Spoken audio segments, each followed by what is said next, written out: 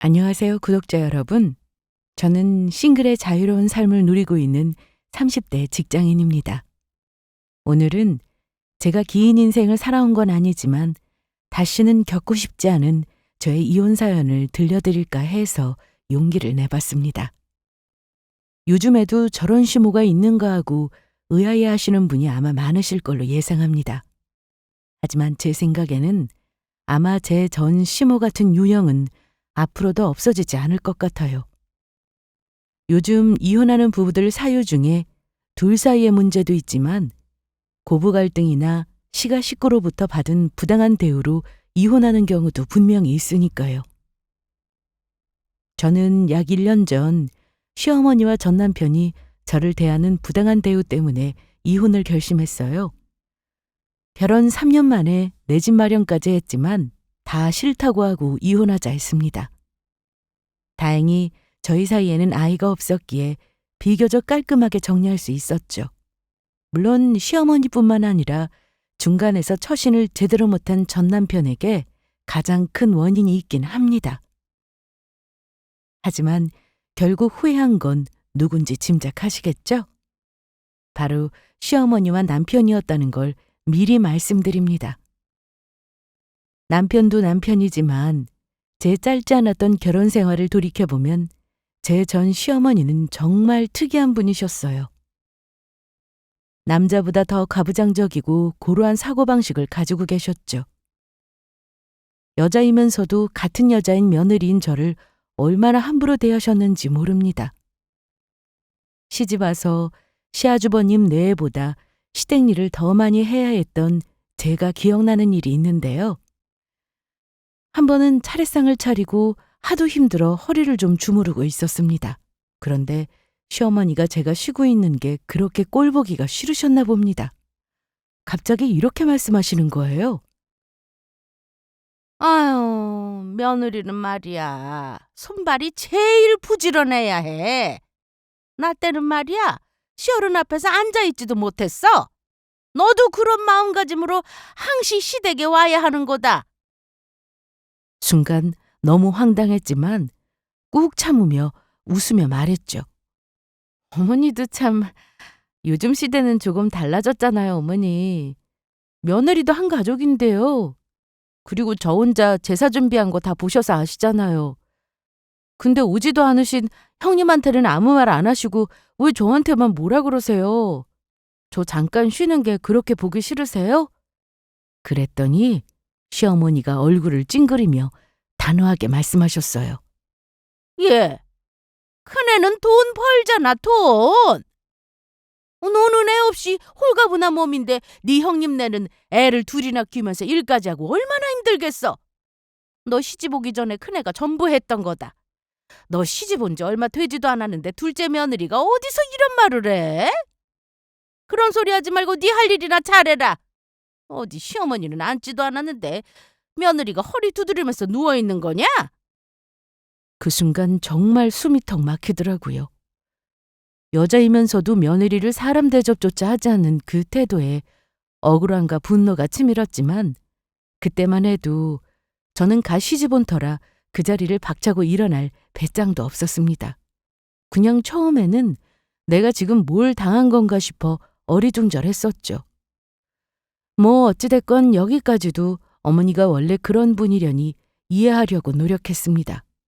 시어머니가 매번 며느리인 저 인격을 무시하는 말도 참고 넘어갔어요. 며느리 둘 다 홀대하는 게 아니라 유독 둘째 며느리인 저만 티나게 홀대하고 제 앞에서는 아들아들 하시면서 막상 두 아들 중에서는 장난만 챙기셨다는 사실입니다. 특히나 저는 자식 차별하는 부모는 말로만 들었지 내가 그런 집에 시집 갔는 줄은 몰랐습니다. 저희 시모는요, 아주 대놓고 장난만 챙기는 분이셨어요. 시숙님, 그러니까 저희 남편의 형이죠. 그분은 집에서 귀한 존재였어요. 어릴 적부터 뭐든지 우선이었다고 연애할 때 남편에게 얼핏 듣기는 했지만 그 정도일 줄은 정말 몰랐습니다. 문제는 결혼 후에도 그 차별이 이어졌다는 거예요. 특히나 아버지가 돌아가신 후에는 어머니가 장남에게 의지하는 것이 더 심해졌다고 하더라고요. 그런데 좋은 건 장남에게만 주고 싶고 안 좋은 건 둘째 아들에게 감당하게 하는 것이 시어머니 뜻이었나 봅니다. 결혼하고 나니까 시모는 우리 부부에게 형과 비교해 희생을 요구하고 심지어 효도를 더 바라기 시작했습니다. 시숙님은 바쁘다면서 집안 행사에는 거의 신경도 안 쓰셨고 그건 형님도 마찬가지였습니다. 손가락 하나 까딱 안 했고 대신 우리 부부가 집안일이며 시모를 챙기는 모든 걸 떠맡아야 했습니다. 심지어 명절 때마다 제가 차례 준비를 다 해야 했고요. 그런데 시숙님은 형님과 함께 명절이나 집안 행사 때 얼굴 한번 비추고 끝이었어요. 저희 시댁은 저번 명절에 제사를 지내는 집안이었는데 매번 차례상을 다 차려놓으면 그때야 오셔서는 차려놓은 차례상에 절만 하고 음복만 하고 나서는 거실 소파에 앉아서 TV를 보시더라고요. 물론 형님이야 저랑 같이 뒷정리를 하긴 했지만 장남이 그런 모습을 보며 참다 남편에게 형과 얘기 좀 해서 형제간 감당할 몫을 좀 나누자고 한 적이 있었습니다. 여보, 나 진짜 힘들어. 왜 우리가 다 해야 해? 아주버님이랑 형님도 일찍 와서 좀 도우라고 얘기 좀 해봐. 그랬더니 남편이 고개를 푹 숙이며 이렇게 대답했어요. 알겠어. 근데 여보, 내가 형한테 뭐라고 어떻게 말을 해? 당신 알잖아. 우리 형 가뜩이나 사업 때문에 바쁜데 말했다가 괜히 불벼락 맞으면 어쩌라고. 남편이 주저하며 하는 말을 듣는 순간 제 속이 뒤집어지더라고요. 뭐? 당신 형이 무서워서 말도 못해? 그럼 나보고 매번 집안 행사니 뭐니 계속 혼자 감당하라는 거야? 당신은 도대체 누구 편이야? 남편은 눈치를 보며 머리를 극적이기만 했어요. 당신이 당분간 그냥 좀 참아. 어머니가 원래 형을 아버지 대신으로 생각하고 챙기잖아. 이건 뭐 우리가 어떻게 할 수 있는 문제가 아니야. 우리도 애 낳으면 조금은 봐주시겠지 뭐.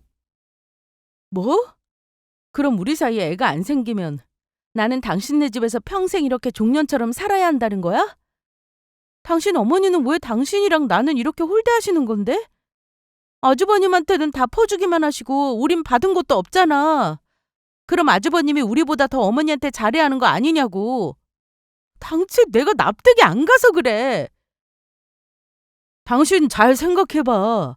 아무리 우리가 잘한다고 해봤자 어차피 어머니가 기댈 곳은 형이야, 형. 뭐 나중에 어머니 기운 다 빠지시면 우리한테 같이 살자고 하시겠냐고. 그러니까 제발 그때까지는 참아주라. 그 말을 들으며 남편을 붙잡고 대화하는 것조차 소용없다는 생각이 들었습니다. 결국은 어머니도 장남에게 기대실 거라며 우리는 적당히 맞춰드리고 참아주자는 남편은 시숙님 앞에서는 한마디도 못하는 사람이었고 그러니 결국 모든 부담은 제 몫으로 돌아왔죠. 제 속만 썩어나가고 있었던 겁니다. 사실 떠올려보면 결혼 전부터 이상한 조짐은 분명히 있었어요. 그런데 그걸 제가 인정하고 싶지 않았던 거죠. 설마 하면서 믿고 싶지 않아 외면했던 게 사실입니다. 제가 처음 시댁에 인사드리러 갔을 때였어요. 그때 시아주버님은 이미 결혼해서 아이까지 있는 상황이었습니다. 그런데 제가 느낀 집안 분위기가 조금 이상했어요. 아주버님과 형님, 그러니까 시아주버님 부부가 마치 집안의 가장 어른인 것처럼 행동하더라고요. 형님은 거의 어머니 눈치도 보지 않는 듯 했습니다. 식사 시간에도 두 분은 특별 대우를 받는 게 확연히 느껴졌어요. 시어머니는 형님보다 본인 몸을 더 바삐 움직이시면서 저에게 들으라는 듯 이렇게 말씀하시더라고요. 아이고, 우리 큰아들 부부는 뭐든 최고야. 너는 우리 집에 시집 오면 무조건 네 형님이 하는 것 보고 배워라. 이렇게 아이도 잘 키우고 살림도 잘하는 데다 돈도 잘 버는 야무진 며느리야. 이렇게 해주니 장남 체면이 딱 서고 서로 잔소리할 일 없다. 내 말 잘 새겨들어. 그때야 결혼 전이니 뭘 제대로 알지 못했던 저는 어머니 말을 그런가 보다 하고 듣고 고개를 끄덕였습니다. 그날 보니 어머니는 아주버님과 형님 내외를 떠받드는 것뿐만 아니라 외려 눈치를 보시는 것 같았습니다. 반면 둘째인 남편과 저에게는 결혼하면 집안에서 무슨 역할을 해야 한다며 잔뜩 의무사항만 늘어놓으셨습니다. 어머니 말을 들으며 저는 멍청하게도 내가 시집가는 집안이니까 어머니 말씀대로 해야 하나 보다 생각했죠. 하지만 식사 후에도 형님 부부는 소파에 앉아 차를 마시고 인사드리러 간 저와 남편이 설거지를 하게 되니 뭔가 마음 한구석이 답답해졌습니다.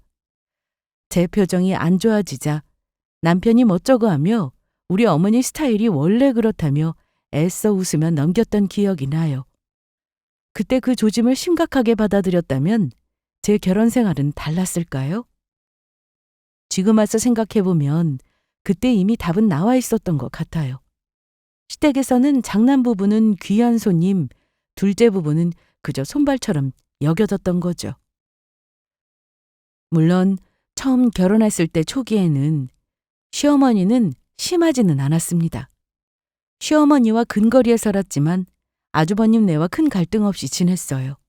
그런데 시간이 흐를수록 시어머니의 편에는 너무 눈에 띄었습니다. 남편은 형제라서 당연하게 받아들였는지 몰라도 저는 며느리 입장에서 형님과 비교해 늘 상대적 박탈감을 느낄 수밖에 없었습니다. 시댁에 행사가 있어서 모이기만 하면 부하가 터질 지경이었습니다. 저는 부엌에서 하루 종일 종종걸음치며 일을 하는데 형님이 뭘 하려고 들면 어머니는 만류하셨죠. 그 말이 아직도 생생하게 기억납니다. 예, 일할 사람 있는데 네가 왜 나서? 아서라, 둘째가 배워야 하는 일이니까 그냥 놔둬. 너 애도 보고 일도 해야 하는데 행여나 손 다칠라. 부엌에 근처도 오지 말어. 아유, 어머니도 참. 그래도 동서 혼자 하는데 어찌 가만히 있어요. 원래는 제가 진두지휘 해야 하는 건데 면이 안 서네요. 나중에 나 죽으면 그때나 해라. 뒤치다거리는 둘째들아 하라 하고 너는 가서 애나 봐라. 그래요, 형님. 별것도 없는데요, 뭐. 제가 치울 테니 가서 쉬고 계세요.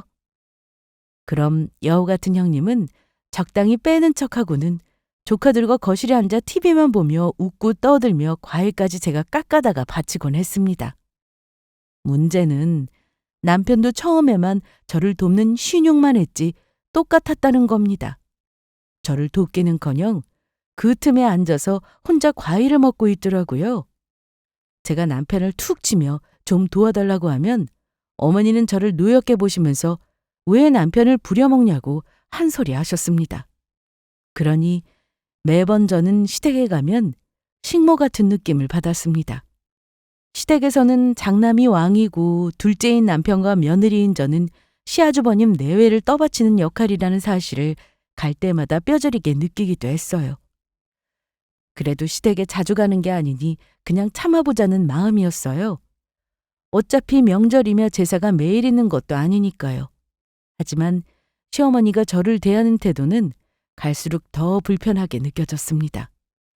특히나 기분 나쁜 건 저희 부부도 맞벌이였지만 시어머니는 늘 저희를 시아주버님 내외보다 편하게 돈 벌고 사는 사람으로 여기셨다는 점입니다. 한 번은 이런 말씀을 하시더라고요. 너희는 월급쟁이잖아. 월급은 매달 꼬박꼬박 들어오니까 사는 게 얼마나 편하니? 너희 형네는 사업하느라 얼마나 힘들겠어? 그러니까 니들이 형 생각해서 조금 배려하고 양보해라. 돈 들어갈 때가 형네보다 적으니 얼마나 여유 있고 좋으냐? 그런 어머니 말에 남편은 또 알겠다고 받아치니 속이 뒤집힐 노릇이었죠. 알았어요, 엄마. 엄마 용돈은 우리 형네보다 좀 더 부담할 테니까 필요할 때 말씀하세요. 그럼 그래야지. 네 형이 쓰러지면 우리 집은 다 망하는 거야. 늘 형이 잘 되게 신경 써야 한다. 제가 중간에서 나설 수는 없는 일이니 저런 말을 듣고 나면 늘 억울한 마음에 남편에게 말했죠. 여보, 우리도 열심히 일해서 벌고 있는데 왜 어머니는 우리가 쉽게 번다고 생각하시는 거야? 둘 다 맞벌이 하느라 얼마나 고생인데 우리는 뭐 돈 벌어서 다 저축만 하는 줄 아시나? 대출에 생활비도 만만치 않다는 걸 왜 모르셔? 당신은 왜 매번 어머니가 달라는 대로 퍼준다는 소리만 하는 건데? 하지만 남편은 대수롭지 않다는 듯 대답했어요. 뭐 어머니 생각에 그러신 걸 어쩌겠어. 솔직히 형네는 사업하니까 가끔 사정이 힘들고 그럴 때도 있잖아. 조카들 키우는데도 돈이 얼마나 많이 들겠어. 그러니 애 없는 우리 부부보다야 형을 어머니가 좀 더 신경 쓰시는 거잖아. 그게 뭐 그렇게 큰 문제야? 이 말을 들으니 더 답답해졌습니다. 시어머니는 늘 사업하는 시숙님 부부가 힘들다고 하시며 우리 부부는 그에 비해 편하게 산다고 단정 지으셨어요. 형님은 어려운 며느리라고 감싸기만 하셨고요. 제가 보기에는 돈도 그럭저럭 잘 버니 외제차도 끌고 다니고 옷도 구색 맞춰 잘 입고 다니시는데 시숙네는 아무것도 바라지 않으셨습니다. 사업하느라 힘든 큰아들에게는 바라지 않는다고 하시면서 우리 부부에게는 매번 뭔가를 바라기만 하셨습니다. 가령 효도도 그렇습니다. 자식이 효도하는 거야 당연하지만 그걸 엎드려 절받기식으로 억지로 받으려 요구하시는 건 정상이 아니라고 생각해요. 그런데 한 번은 명절 끝나고 집에 가려는데 시어머니가 저를 붙잡고 하시는 말씀이 아직도 생생합니다. 아유, 다른 집 아들은 말이야. 자기 엄마한테 명품 가방도 사주고 모피코트도 사준다는데 너희는 아직도 이런 걸 하나 안 해줘? 결혼한 지가 몇 년이냐? 니들 자리 잡으라고 결혼할 때 뭐 하나 제대로 안 해와도 아무 소리 안 했건만. 너는 어쩜 이리 둔탱이 같이 구니? 저는 어머니 말에 너무 황당해서 말도 제대로 못하고 웃기만 했어요. 그러자 시어머니는 한술 더 떠 말씀하셨습니다. 무슨 말인지 몰라서 웃고 있는 거야? 내 말은 너희는 이제 맞벌이면서 집도 샀고 살만 하잖아. 너희가 이럴 때 나 좀 챙겨야 하는 거 아니니? 네 형은 요즘 아주 고전을 하고 있다잖아. 남편이 그때 제 눈치를 보며 말했어요. 어머니, 저희도 이것저것 갖고 생활하느라 아직 여유가 없어서 그래요. 나중에 여유 생기면 뭐든 원하시는 거 해드릴게요. 그러자 시어머니는 고개를 절레절레 흔들며 한숨을 쉬셨죠. 참나. 내 아들 며느리는 왜 이렇게 센스가 없을까? 내 생일이 다음 달인 건 알고 있니? 니들 결혼하고 나서 나 언제 한번 여행 보내준 적 있나 잘 생각해봐라. 이럴 때 여행 한 번이라도 보내주면 얼마나 좋아. 그 말을 듣고 기가 막혀 아무 말도 안 나오더라고요. 집으로 돌아오는 길에 화가 난 저는 남편에게 따졌습니다. 여보, 어머니 정말 너무 속 보이시는 거 아니야? 아주머님한테는 아무것도 바라지 않으시면서 왜 우리한테만 이런 걸 요구하시는 거야? 해도 너무 하시는 것 같아. 둘째 아들이 버는 돈은 뭐 돈도 아닌가? 왜 매번 우리한테만 효도를 바라신대?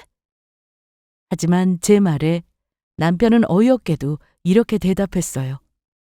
그냥 어머니 마음이 그런 거겠지. 사업하는 형네는 힘들잖아.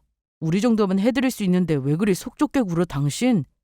당신은 그걸 말이라고 해? 그러니까 형제끼리 효도도 비슷하게 하자는 거야. 아주버님네는 왜 매번 우리가 어머니한테 다 하는 걸 당연하게 생각하시는 건데? 그냥 어머니 생각대로 하자는 남편 때문에 무력감까지 들 정도였습니다. 남편은 그냥 시어머니의 기준에서 저와 남편은 늘 시댁에 뭔가를 해야 하는 사람이었고 남편은 그걸 당연하게 받아들이는 듯 했습니다. 그러다 보니 남편이 저 몰래 저지른 일 때문에 부부싸움이 되기도 했습니다. 한 번은 저에게 상의도 없이 어머니 명품 가방을 사드린다며 결제해놓고 카드값이 부족하다고 저에게 모자란 카드값을 부탁한 적이 있었습니다. 할부로 갚으면 된다고 태연히 말하는데 얼마나 얄미웠는지 몰라요. 당신 마음대로 나랑 상의도 없이 사드린 거니 당신이 감당해야지. 왜 나한테 손을 벌리는 건데? 아이, 상해 못한 건 미안해. 어머니가 요즘 다른 집 아들 얘기하시면서 기분이 별로 안 좋으셔서 그냥 한번 맘먹고 사드린 거야. 형도 요즘 사정이 안 좋은지 어머니가 걱정을 많이 하시더라고. 우울하다고 하시니까 다른 데 가서 아들 자랑 좀 하시라고 해드렸어. 저는 너무 화가 나서 소리쳤어요. 맘먹고 사드렸다고? 당신은 매번 이런 식이더라. 이렇게 한번 목돈 긁어놓고 우리 카드값에 몇 달 동안 발목 잡을 거라는 건 생각 안 해? 왜 이런 걸 나랑 상의도 안 하고 마음대로 저지르는 건데? 남편은 억울한 표정을 지으며 변명했습니다. 어머니가 형네는 어렵다고 뭐 바라기 힘들다 하시는데 우리라도 이렇게 챙겨야 하지 않겠어? 이건 당연히 해야 할 효도야. 당신도 친정이 이만큼 하면 될 거 아니야. 뭐? 그걸 말이라고 해? 나는 뭐 친정이 안 하고 싶어서 이러는 줄 알아? 당신이 효도하려고 하는 건 좋은데 왜 매번 우리만이냐고. 그리고 아주버님네 어렵다고 하는데 우리 뭐 여유 있는 줄 알아? 그러자 남편은 갑자기 목소리를 높이며 반박했어요. 당신도 참 이해 좀 해달라니까 너무한다. 그래도 우리가 형네보다는 낫잖아. 우리는 집도 있고 차도 있고 큰돈 들어갈 일도 없는데 그냥 좀 넘어가자. 저는 기가 막혀서 한숨을 내쉬고 말했습니다. 당신은 정말 뭘 모른다. 이 집에서 돈 계산하고 허덕이는 건 항상 나야. 당신은 그냥 어머니 눈치 보느라 카드 긁고 끝이잖아. 갚는 건 내가 해야 하는데 참는 것도 한두 번이야. 매번 이런 식이면 나도 못 참아. 싸움 끝에 남편은 할 말이 없는지 시큰둥하게 침묵했지만 그날 남편의 행동을 보면서 결심한 게 있었습니다. 저와 이 사람은 같은 방향을 보며 살아갈 수 없겠구나 하는 생각이었죠. 사실 저희 부부는 결혼하고 3년 만에 내 집 마련에 성공했어요. 주변에서도 벌써 집을 장만했냐며 부러워할 정도였죠. 하지만 그건 거의 제 노력으로 이루어낸 결과였습니다. 결혼 전부터 제 이름으로 넣은 청약이었고 집장만을 위해 재정을 철저히 관리했던 것도 다 저였어요. 계약금과 잔금을 마련하라고 야근까지 하면서 고생했으니까요. 남편은 그저 좋겠다는 말만 했던 사람이었고요. 뭐 금전적으로 도움이라면 같이 대출이자를 반반 부담해 주었던 것 정도입니다. 하지만 남편은 내 집 마련을 했을 때 어머니에게 자랑거리를 만들어드리겠다며 아들이 마련했다는 말로 허풍을 떨었습니다. 형도 힘든데 자기라도 잘 사는 모습 보여서 어머니 마음의 짐을 덜고 싶다나요? 시어머니는 자기 아들의 말만 듣고는 며느리 명의 집인 줄도 모르고 마치 아들이 잘나서 모든 걸 해낸 것처럼 말씀하셨어요. 제가 집 마련하고 가족들 초대했을 때는 아들 집이라면서 온 집구석을 쓰다듬고 돌아다니시더니만 저에게는 이런 말씀을 하시더라고요. 아유, 우리 아들 덕에 집도 빨리 장만해서 얼마나 좋아? 너는 우리 아들한테 시집와서 땡 잡아보는 거 다름없지 뭐냐. 안 그러니? 이렇게 빨리 집 장만하는 경우가 뭐 흔한 줄 알아? 다 우리 아들이 능력이 좋아서 아니겠니? 그 말을 듣는 순간 속이 부글부글 끓어올랐지만 저는 차마 뭐라고 말할 수 없었어요. 남편은 속이 타는지 제 눈치를 보면서 어머니를 소극적으로 말릴 뿐이었죠. 아유, 엄마, 뭘 모르시는 소리 좀 하지 마세요. 우리 집사람이랑 내가 고생해서 같이 마련한 집인데요. 이 사람 덕도 있어요, 엄마. 얘는 네 마누라 턱없드는 말 할까봐 그러는 거냐? 어찌됐건 집안에 가장이 잘하니까 이런 경사가 있는 거야. 엄마 생각은 그래. 저는 두 부자 앞에서 떨떠름한 웃음을 지을 뿐이었습니다.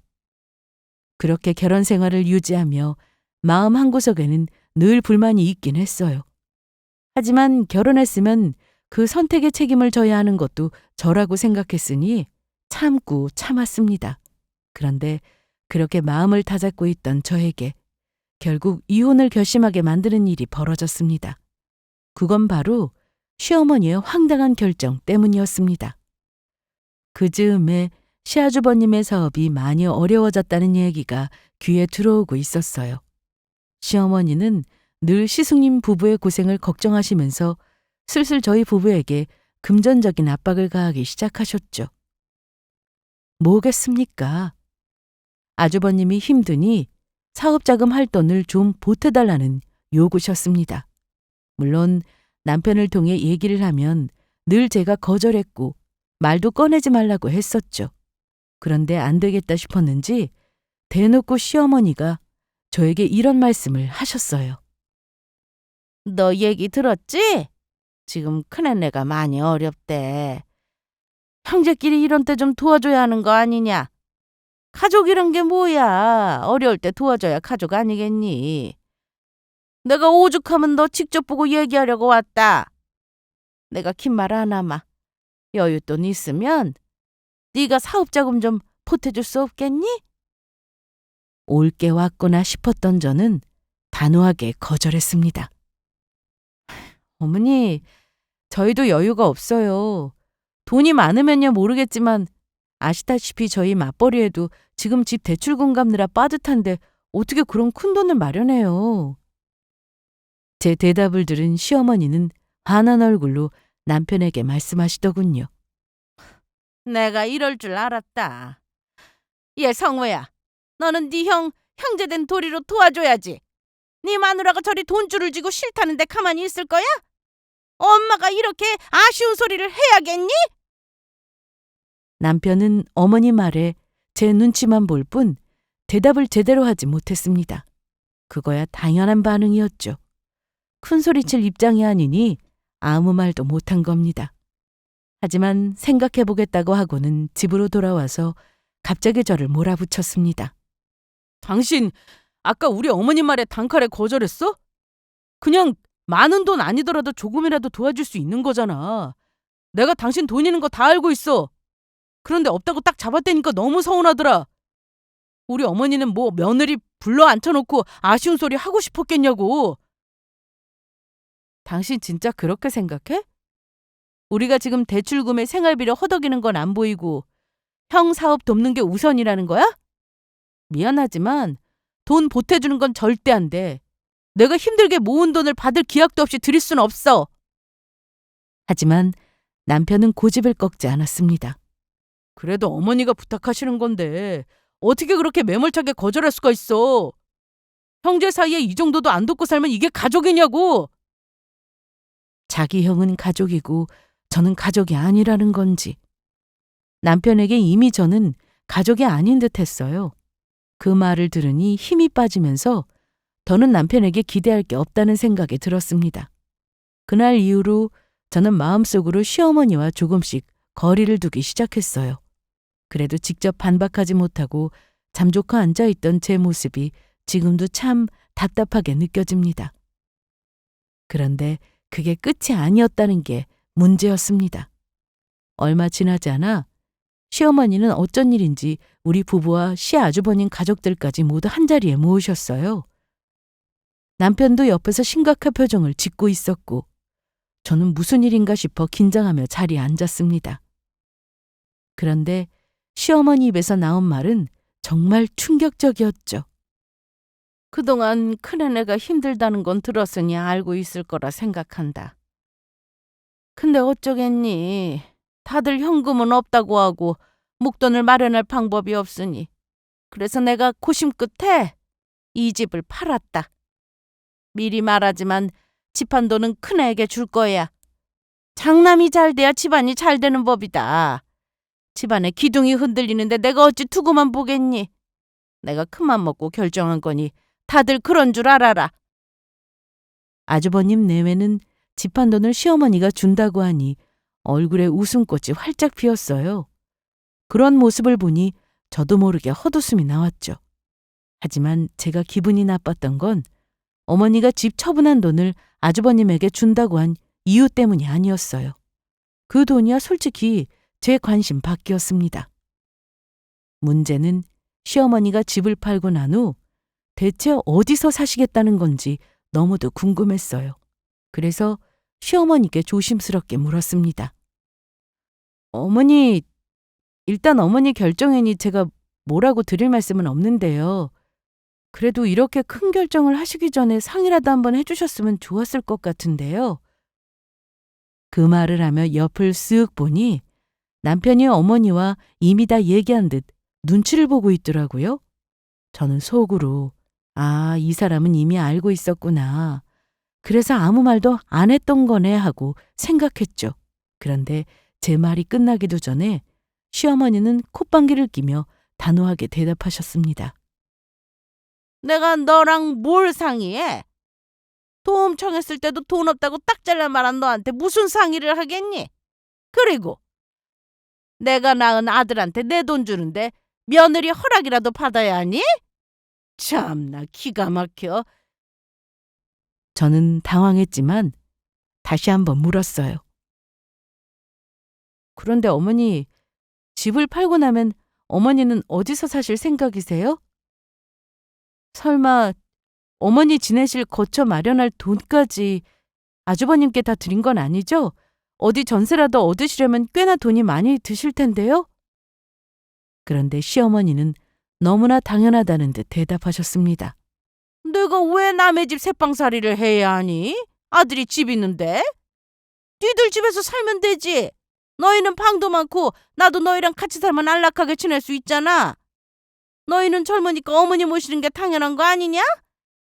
너희는 나 오갈 데 없는데 설마 따로 살 생각이었어? 저는 어머니가 당연하다는 듯 우리와 합가하겠다는 말에 소름이 돋을 지경이었습니다. 합가 말이 나오자 더는 참을 수가 없었던 저는 단호하게 말씀드렸어요. 어머니, 죄송하지만 저는 어머니와 같이 사는 건 생각해 본 적도 없습니다. 그럴 계획도 없고요. 저희랑 합가할 생각이셨으면 적어도 집 팔기 전에 한 번이라도 상의는 하셨어야죠. 갑자기 합가라뇨. 저는 싫어요. 시어머니는 저의 말에 갑자기 길길이 날뛰며 극대노하셨습니다. 뭐? 같이 살 생각이 없다고? 네가 뭔데 그런 소리를 해? 네가 어떻게 감히 내 아들을 집에서 얹혀 살면서 남편 부모를 나 몰라라 한다는 거니? 내가 아들이랑 살겠다는데 네가 왜 싫어? 네 생각은 필요 없으니 그런 줄 알아. 어머니, 감히 그런 소리라뇨. 제가 왜 어머니한테 그런 소리를 들어야 하죠? 저는 남편이랑 살려고 결혼했지 어머니랑 같이 살려고 결혼한 거 아닌데요? 뭐? 이 건방진 네 주제를 알아야지. 네가 뭔데 우리 집안 형제들 우애를 다 망치고 모자 사이까지 갈라놓으려고 들어? 어디서 이렇게 싸가지 없이 구는 거야? 당장 이혼해. 네가 우리 집안에 너 같은 며느리는 필요 없으니 긴 말하지 말고 그냥 나가라. 심지어 어머니는 저에게 이혼하고 집을 나가라는 소리까지 했습니다. 그래서 저도 일단 정색하고 말씀드렸죠. 어머니, 저희 부부 문제에 어머니가 이혼까지 언급하실 권리는 없으세요. 저희가 왜 어머니 요구 때문에 가정을 깨야 하죠? 가정? 너만 살겠다는 게 가정을 지킨다는 거야? 우리 집안 장남이 잘 되는 게 진짜 가정을 지키는 길이야. 너 같은 버릇없는 며느리는 우리 집에서 필요 없다. 너 당장 이 집에서 나가. 이혼하라는 말을 듣는 순간 억울하고 분해서 머릿속이 하얘졌지만 저도 더 이상은 참지 않기로 했습니다. 그동안 누적된 억울함과 분노가 폭발했어요. 저는 자리에 박차고 일어나 단호하게 선언했습니다. 좋아요. 제가 하고 싶었던 말이네요. 어머니가 이혼하라고 안 하셔도 이혼할 생각이었거든요. 당장에 이 인간하고 이혼해서 이 썩을 놈의 집안하고 완전히 인연 끊겠습니다. 그 자리에 있던 아주버님 내외는 그 말을 듣고도 아무런 반응이 없었습니다. 말릴 생각조차 없었죠. 오히려 속으로는 제가 이혼하면 어머니가 완전히 둘째 아들 집에 얹혀 살게 될 거라고 좋아하고 있는 것처럼 보였습니다. 저는 그날 혼자서 어머니의 폭언을 모두 감당해야 했어요. 남편은 옆에서 안절부절 못하며 저를 달래려 했지만 그렇다고 완전히 제 편을 들어주지는 않았습니다. 여보, 진정해. 어머니가 좀 흥분하셔서 그런 거잖아. 차분히 얘기하면 해결할 수 있을 거야. 엄마도 좀 그만하세요. 저희도 상황이 있는 건데 집사람하고 의논도 안 하고 같이 살겠다고 하시면 네 알겠습니다 하겠냐고요. 대한민국에 그런 며느리 없어요, 엄마. 그런데 시어머니는 남편의 말을 잘랐습니다. 상황은 무슨 상황이야? 너도 마찬가지야, 이놈아. 네 형이 힘들다는데 뭐라고 해야 할 거 아니야. 그런데 네 마누라 설득 하나 못해서 이 사달을 내냐? 엄마가 집까지 팔게 만들어? 너도 마누라 눈치 보고 살 거면 그냥 이혼해. 당장 이혼하라고. 네가 하실 게 뭐가 있어? 집도 있고 차 있고 직장 있잖아. 전현이 있으면 될 일도 안 된다. 어머니 입에서 저를 향한 비속어까지 들으니 그 난리 부르스 속에 더 있을 필요가 없다고 느껴졌습니다. 그래서 남편에게 딱 한마디 하고 그 집안을 나와버렸어요. 당신도 똑똑히 들어. 당신은 한 번도 내 편이었던 적 없잖아. 우리 어머니 말대로 갈라서자. 애도 없는데 시간 끌지 말고 깔끔하게 도장 찍고 헤어져. 내가 서류 보낼 테니 당신은 집에 올 생각하지 마. 그날 저는 집을 나와 이혼 절차를 밟기로 결심했습니다. 시어머니와의 관계뿐만 아니라 남편과의 결혼 생활도 더 이상 이어갈 이유가 없다는 확신이 들었으니까요. 당연한 말이지만 남편은 그날 이후 사정사정하며 저에게 빌었어요. 하지만 저는 어머니와 같이 살 생각은 죽어도 없었습니다. 남편에게 마지막으로 물었어요. 나 아니면 어머니 둘 중 하나 선택해. 뭐야? 나야 어머니야. 그런데 남편은 우물쭈물하며 확답을 내리지 못했습니다. 그런 모습을 보니 더 이상 기대할 것도 기다릴 이유도 없다는 생각이 들었어요. 그래서 조용히 이혼 서류를 꺼내며 말했죠. 그럼 답은 정해진 거네. 여기 이혼 서류에 사인해. 아이도 없었던 우리 부부는 짧은 숙려 기간을 거친 후 협의 이혼으로 부부 2년을 끝냈습니다. 시어머니와의 갈등, 남편의 무책임한 태도, 이 모든 것이 결국 이혼이라는 결말로 이어졌습니다. 이혼 후 저는 제 집 다른 사람에게 전세를 내주고 친정 근처에서 작은 오피스텔을 얻어 새 출발을 했습니다. 직장 생활에 집중하며 조금씩 제 삶을 되찾아가고 있었죠. 그런데도 마음 한구석이 개운하지 않았어요. 시어머니가 떠오를 때마다 억울함과 분노가 치밀었거든요. 결국 저는 이혼 후에도 시어머니에게 마지막으로 한 방 먹이고 싶다는 생각이 들었습니다. 그래서 고민 끝에 깜짝 선물을 준비하기로 했습니다. 그것은 단순히 복수라기보다는 제가 결혼 생활하면서 느꼈던 억울함과 진심을 시모에게 전하는 마지막 메시지였어요. 시어머니가 절대 잊지 못할 선물이 될 거라고 확신했습니다. 그 선물은 다름 아닌 제 명의로 된 집 등기부 등본이었습니다. 시어머니는 이혼 과정에서도 그 집이 저의 명의였다는 사실을 전혀 모르고 계셨던 것 같아요. 시댁 사람들은 저희 집이 남편의 능력 덕분에 마련된 줄로만 알고 있었거든요. 그런데 이혼하고 남편이 집을 제 발로 나갔으니 아마 어리둥절했을 겁니다. 선물과 함께 보낸 편지에는 이런 내용을 담았습니다. 어머니, 제가 이혼한 후에 우리 집에 대해 궁금해하실까 봐 등기부 등본을 보내드립니다. 제가 이 집을 어떻게 마련했는지는 어머니께서 알리 없겠지만 이제라도 이 사실을 아시고 제가 받은 부당한 대우에 대해 돌아보셨으면 합니다. 어머니가 그토록 챙기신 장남이 이런 결과를 만들었네요. 이제 효도는 그 아들에게 받으세요. 며칠 후 시어머니가 등기부 등본을 보시고 얼마나 충격을 받으셨을지 상상이 갔습니다. 등기부 등본에는 소유주가 제 이름으로만 되어 있었고 남편의 이름은 어디에도 없었으니까요. 제가 보낸 소포를 받았는지 전 시모는 줄기차게 저에게 연락을 해왔습니다. 하지만 저는 굳이 전 시모 전화를 받지 않았어요. 할 말도 더 이상 없었고요. 전 시모 전화를 받자마자 화를 내거나 아니면 빌거나 둘 중 하나겠지만 이미 끝난 부부 사이에 무슨 소용이겠습니까? 그런데 뜻하지 않은 일이 일어났습니다. 제가 보낸 등기부 등본을 본 시어머니는 며칠 후 결국 저를 찾아왔더군요. 저도 깜짝 놀랐습니다. 전 시모 얼굴은 한없이 수척해 보였고 문 앞에서 절 보자마자 두 손을 모으며 눈물을 흘리기 시작했거든요. 찾아온 사람을 내칠 순 없으니 일단 왜 왔는지 용건을 묻긴 했습니다. 어머, 연락도 없이 어쩐 일이세요? 저는 할 말도 없는데 굳이 무슨 말 하시겠다고 오신 거죠? 그 말에 전 시어머니는 아랑곳하지 않고 갑자기 저에게 미안하다고 말하기 시작했어요. 내 연락은 왜 안 받는 거니? 내가 사과하려고 몇 번이고 전화를 했는데. 일단 미안하다. 정말 미안하다. 내가 너한테 너무 못할 짓을 했구나. 그동안 네가 얼마나 힘들었을지 이제 알겠어. 그 말을 듣고도 제 마음은 조금도 흔들리지 않았습니다. 어머니가 이렇게 오신 건 집 등기부를 보고 아차 싶어서라는 생각이 들었습니다. 어머니는 그동안 무슨 일이 있었는지 넋두리 하듯 털어놓았어요. 저는 전 시모로부터 이혼 후 상황을 듣고 나니 씁쓸한 마음이 들었어요. 어머니는 이혼 후에 남편과 함께 급히 월세를 얻어 같이 살고 있다고 했습니다.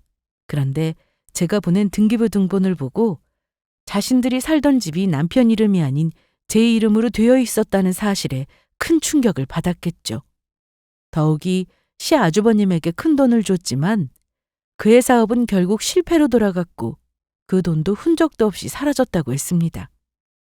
시아주버님 부부는 그 이후로 시어머니를 외면하고 연락도 끊었다고 하더군요. 저는 시어머니를 조용히 쳐다보며 말했습니다. 어머니, 지금 와서 그런 말씀 하셔도 소용없습니다. 저는 이미 어머니 덕분에 제 결혼 생활을 망친 사람이에요. 근데 이혼한 건 전혀 후회하지 않고 있어요. 아쉬운 건 제가 아니라 어머니겠죠. 그래서 찾아오신 거잖아요.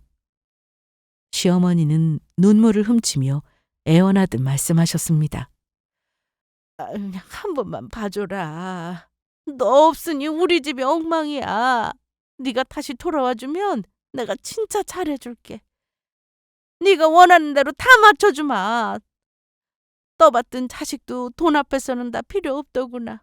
네가 나를 얼마나 잘했는지도 내가 그때 알았어. 그 말을 들으니 너무 황당했습니다. 저는 단호하게 말했죠. 어머니, 저 이제 어머니 아들하고 남남이에요. 다시 돌아와 달라니요. 제가 돌아가서 뭘 하라는 거죠?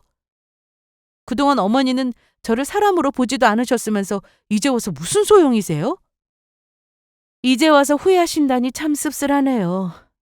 어머니 후회는 제가 감당할 일이 아니니까 그만 돌아가 주세요. 그러자 시어머니는 바닥에 주저앉아 흐느끼며 말했어요. 너라도 있어야 우리 집이 살지. 내가 잘못했으니까 다시 한 생각을 해봐라. 우리 둘째 아들까지 인생 망치게 둘 순 없어. 저는 담담히 문을 닫으며 마지막 말을 남겼습니다. 어머니, 저는 더 이상 어머니와 엮이고 싶지 않아요. 어머니께서 챙기시던 장남 내와 알아서 해결하세요. 그리고 아들 인생 망친 건 다름 아닌 어머니라는 거 잊지 마시고요. 다시는 찾아오지 마세요. 저는 전 시어머니의 울먹이는 얼굴을 뒤로하고 조용히 문을 닫아버렸습니다. 뒤에서 한 번만 용서해달라는 어머니 목소리가 들렸지만 저는 다시 어머니와 대면하지 않았습니다. 마음 한구석이 가볍고 홀가분했을 뿐이었죠. 그날 이후로 다행히 전 시모는 다시는 저를 찾아오지 않았어요. 전 남편에게 단단히 당부를 해둔 탓이겠죠. 지금은 제 오피스텔에서 혼자만의 삶을 누리며 직장 생활도 안정되고 마음도 편안해졌습니다. 이제는 온전히 저를 위한 삶을 살아가고 있어요. 내가 왜 그런 집안에서 시어머니와 남편에게 희생을 하며 몇 년의 시간을 허비했는지 참 바보같이 느껴집니다. 여러분, 이런 사연을 들으면 가족이라는 이름 아래 얼마나 많은 부당한 요구와 고통이 숨겨져 있는지 느껴지실 겁니다. 하지만 분명히 아셔야 해요. 누구에게나 자신의 행복이 가장 우선입니다. 아무리 가족이라도 스스로를 지키지 못하고 계속 희생만 한다면 결국 자신을 잃게 될 뿐이에요. 혹시 여러분도 비슷한 상황에 놓여 있다면 스스로를 지키고 사랑하는 용기를 내보세요. 그 용기가 때로는 삶의 전환점이 되어줄지도 모릅니다. 이혼이라는 게 쉽지 않은 일이지만 한 번 하고 보니 어려울 것도 없더라고요. 저는 그걸 빨리 깨닫지 못하고 몇 년이라는 시간을 허비했지만 다른 분들은 그러지 않기를 바라는 마음에서 저의 사연을 부끄럽지만 이렇게 들려드렸습니다. 오늘 저의 이혼 사연을 통해 기혼이신 우리 구독자님들도 자신을 더 소중히 여기는 계기가 되셨으면 좋겠어요. 내가 행복하지 않으면 결국 가정도 행복하지 않는 법이랍니다. 그럼 저의 이야기는 여기서 마치겠습니다. 끝까지 들어주셔서 감사합니다.